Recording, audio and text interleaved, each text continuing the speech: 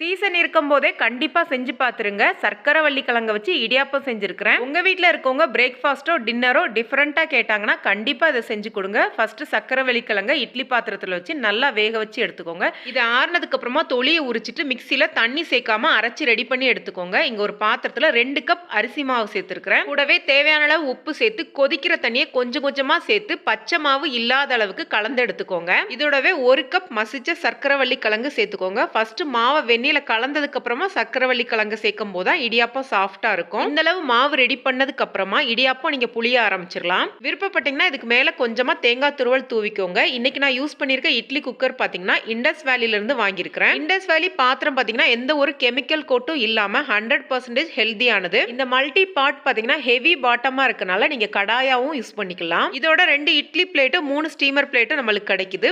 இந்த stainless steel try plate தாளிப்பு கரண்டி பாத்தீங்கன்னா ரொம்ப ஸ்டர்டியாவும் ஸ்ட்ராங்காகவும் இருக்கனால யூஸ் பண்ணுறதுக்கு ரொம்ப நல்லா இருக்குங்க. மாயா 12 கூப்பன் கோடை யூஸ் பண்ணிங்கன்னா உங்களுக்கும் 12% டிஸ்கவுண்ட் கிடைக்குங்க. கண்டிப்பாக யூஸ் பண்ணிக்கோங்க. வெண்ணி கொதிச்சதுக்கு அப்புறமா இடியாப்பம் பார்த்தீங்கன்னா 5 நிமிஷத்தில் ரெடி ஆயிரும். இப்போ சூப்பரான சர்க்கரை வள்ளி கிழங்கு இடியாப்பம் தயாராகிடுச்சு. இதில் நாட்டு சக்கரை சேர்த்த தேங்காய் பாலோடு சேர்த்து சாப்பிடும்போது டேஸ்ட் ரொம்ப அருமையாக இருக்கும். கண்டிப்பாக ட்ரை பண்ணி பாருங்கள். நன்றி, வணக்கம்.